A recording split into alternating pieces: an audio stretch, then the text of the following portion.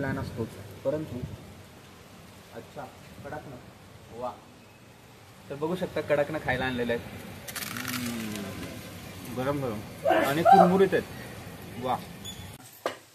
लाटून याला काय म्हणतो, पुऱ्याच म्हणतो काय, हा लाटिंब्या. लातिंब्या. अरे वा, इतके कडक नाही झाले पण मस्त झालेत, कुरकुरीत झालेत. तर इथे कडकने तळायची प्रक्रिया चालू आहे. आलो आलो. इथे जास्वंदीचं फूल आलेलं आहे, हे जास्वंदीचं आहे. दग नावाची कथा लिहितोय मी, तर ती कथेची मी साधारणतः 2 पानं लिहिलेली होती, आता पुढची 2-3 पानं लिहून काढलेली. तर ती ही कथा आहे, दगदग नावाची कथा मी लिहितोय. अनुभव विकणे आहेत हा रंगनाथ पठारे यांचा कथासंग्रह देखील वाचतोय. सध्या मी इथल्या बऱ्याच कथा वाचल्यात आणि खूप इंटरेस्टिंग वाटला खरं तर. नमस्कार, मी मराठी कवी विशाल पवार स्वागत करतो तुमचं एका नवीन ब्लॉगमध्ये. आज खरं तर रविवार आहे. तुम्हाला सर्वांना उत्सुकता असेल की आज मी काय स्पेशल दाखवणार आहे किंवा कुठे फिरायला जाणार असेल, तर तसं अजिबात मुळात काहीच होणार नाही आहे. आज मी असाच स्वतःबद्दलचा एक ब्लॉग बनवावा असा विचार केला आहे की आपल्या प्रेक्षकांशी हितगुज साधावं. मग काय दाखवू शकतो मी तुम्हाला, तर तो दाखवू शकतो हा पुढचा प्रश्न आला. पण पाऊस तुम्ही बघत असाल, भरपूर पाऊस पडतोय बघा, प्रचंड पाऊस पडतोय. सकाळपासून जी पावसाने धार लावलेली आहे ना, ती अजिबात पाऊस थांबलेला नाही. जिकडे बघेल तिकडे पावसाच्या धाराच आहेत, अगदी सकाळी उठल्यापासून. तर सांगण्याचा मुद्दा हा होता की पाऊस खूपच पडतो, प्रचंड पाऊस पडतो. म्हणजे बाईक काढून बाहेर कुठेतरी फिरायला जाणं असा माझा नित्यनेमाचा एखादा तरी प्लॅन असतोच, परंतु अच्छा कडकनं वा. तर बघू शकता कडकनं खायला आणलेलं आहे, गरम गरम आणि कुरमुरीत आहेत वा. दसऱ्याच्या निमित्तानं असं स्पेशल कडकने बनवले जातात. हो स्वीट आहे, हे बघा, स्वीटीला सुद्धा आमच्या कडकनं खायचं. स्वीट आहे का?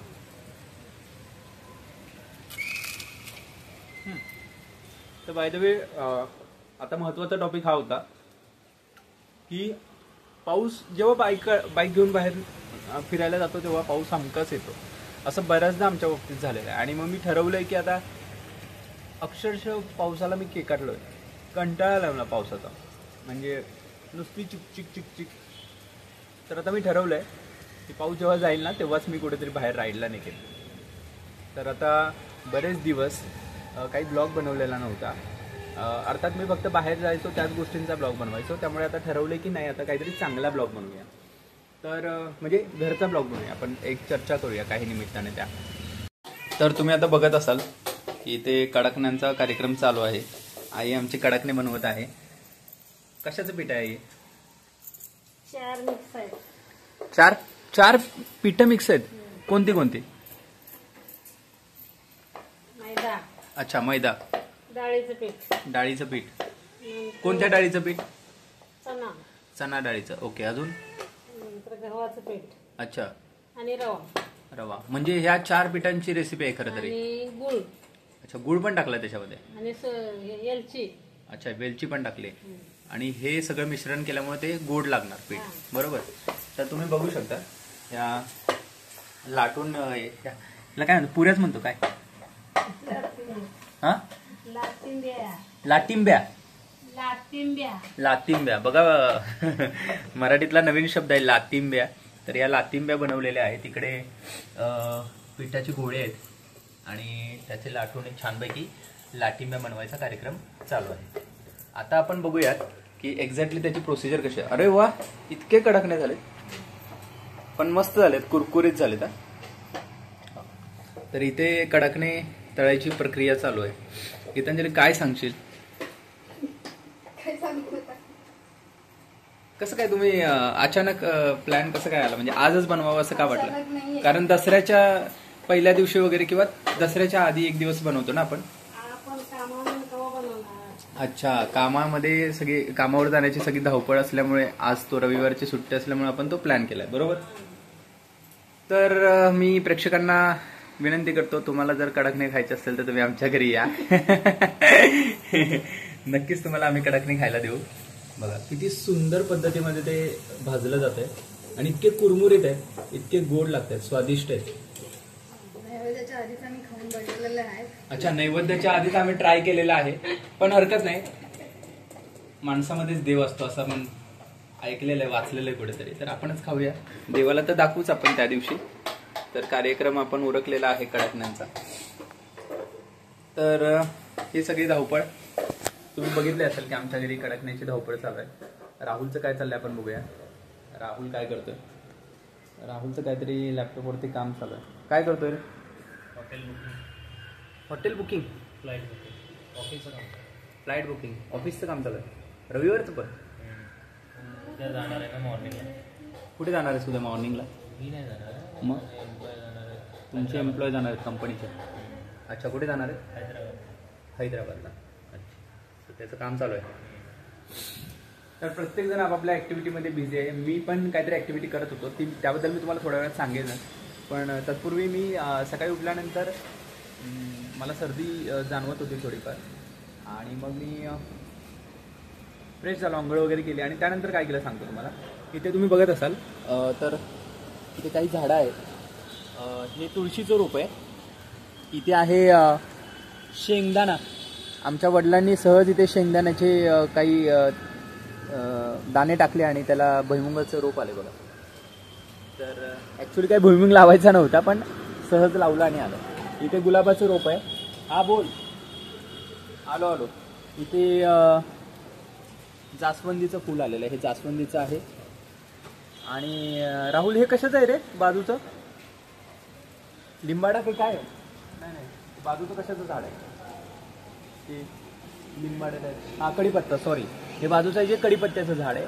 आणि इथे जे तुम्ही बघताय तर हे आहे चिनी गुलाब.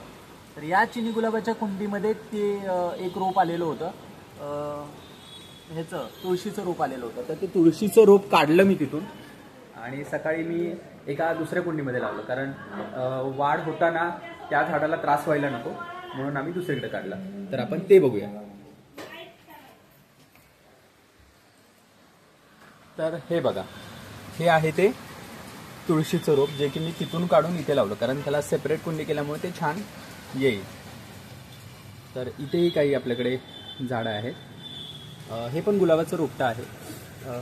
आणि इथे एक झाड लावलेलं होतं, पण ते मेलं कशाने तरी. पाणी वगैरे घालत होतं, पण तरी पण नाही जगू शकलं अर्थात. आणि हा सगळा बाहेरचा सिनेरिओ आहे की जिकडे पावसानं प्रचंड थैमान घातलेलं आहे. सकाळपासून पाऊस थांबलेला नाही. आता रात्री पण पडत असेल, पण सकाळी खिडकी उघडल्यानंतर जेव्हा पाहिलं तेव्हा लक्षात आलं की भरपूर पाऊस पडतो. बघा आता ढगांचा कडकडाट सुद्धा. अच्छा, सॉरी यार, ढगांचा नसेल कडकडाट, हा मला वाटतं समोरून टँकर आलाय त्याचा असेल, व्हॉटेव्हर जे काय असेल ते. तर असं सगळं सकाळपासूनची मॉर्निंगची प्रक्रिया चालू आहे. आता महत्त्वाची गोष्ट अशी आहे की मी काय करत होतो सकाळपासून. तर सकाळी उठल्यानंतर साधारणतः चहा घेतला, चहाबरोबर बिस्किट खाल्लं, आणि जी कथा लिहायला घेतली, दगदग नावाची कथा लिहितोय मी. तर ती कथेची मी साधारणतः 2 पानं लिहिलेली होती. आता पुढची 2-3 पानं लिहून काढलेली आहेत. तर ती ही कथा आहे, दगदग नावाची कथा मी लिहितोय.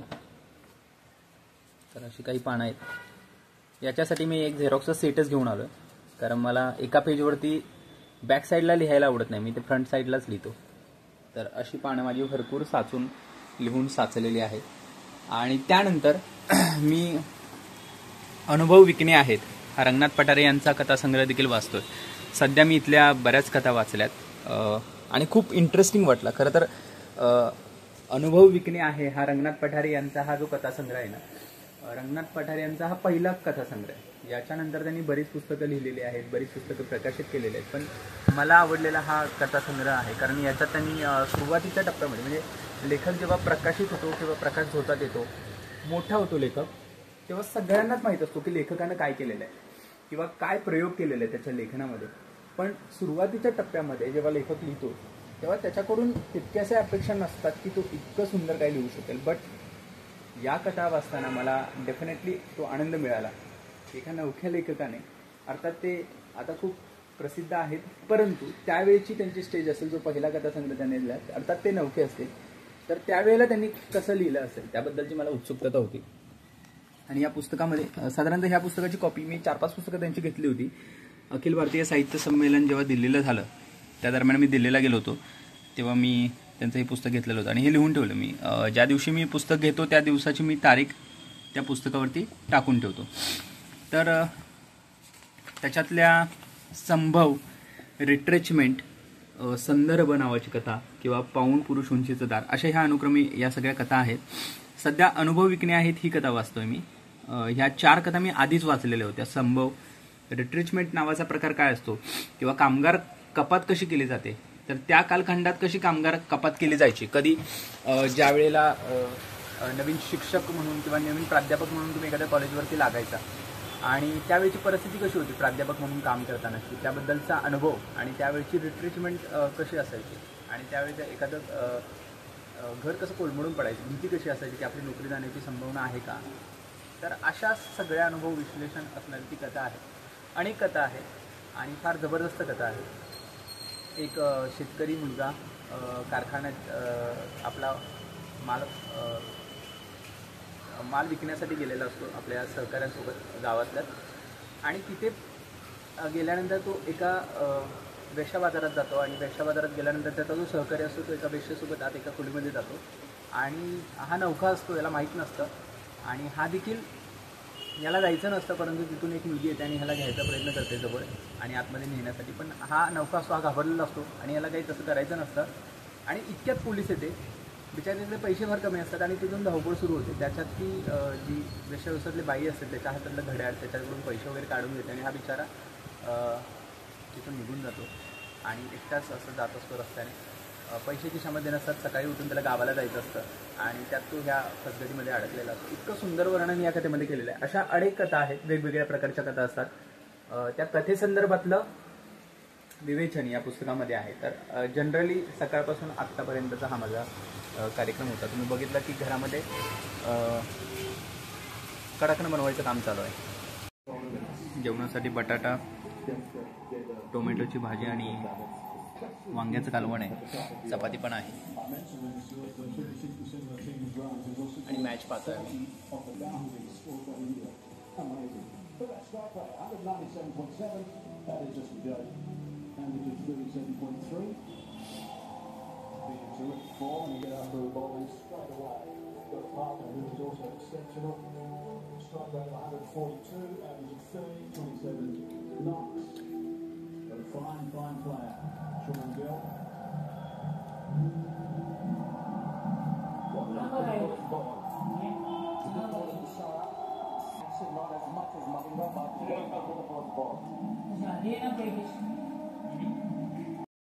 तर फायनली आता पोट भरून जेवण झालेलं आहे. दुपारची वेळ आहे. मे बी दुपारच्या वेळेत आम्ही झोपतो, एक छान झोप काढतो. त्याचाच कार्यक्रम आमच्या स्वीटीने देखील सुरू केला आहे. स्वीटीसुद्धा आमची गाढ झोप आहे, त्या तुम्हाला दाखवतो, बघा तुम्ही. सीटू, ए सीटू, सीटू झोपलीस तू? सीटू झोपलीस? बघ इकडे, बघ इकडे. ए सुड्या,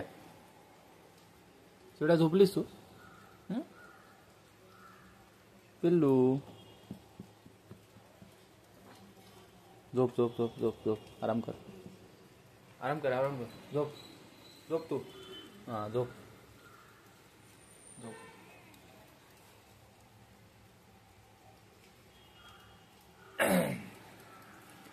तर आमच्या आधी सुटीने स्वतःची जागा अशी निवडून घेतलेली आहे झोपायला. आता मला कळत नाही आहे मी एक्झॅक्टली काय करू, वाचायचं आहे की झोपायचं आहे. आता कंटाळा आलं थोडंसं. दुपारचं रविवारचं 1 तासभर जरी झोपलं ना तरी फ्रेश वाटतं. आणि बघूया झोपून उठल्यानंतर काय वाटतंय, काय करावं असं वाटतंय. जर वेळ मिळालाच तर मग मी ते सगळं कव्हर करेन. अदरवाईज आपण हाच शेवटचा भाग समजून इथून पुढे थांबूया. तर इथून पुढे कंटिन्यू असेल तर तुम्हाला इथून पुढचा व्हिडिओ दिसेल, अदरवाईज आपण इथेच थांबू. आता आपण थोडंसं आराम करणार आहोत. दुपारची वेळ, थोडंसं सुस्तवणार आहोत, झोपणार आहोत. बाय.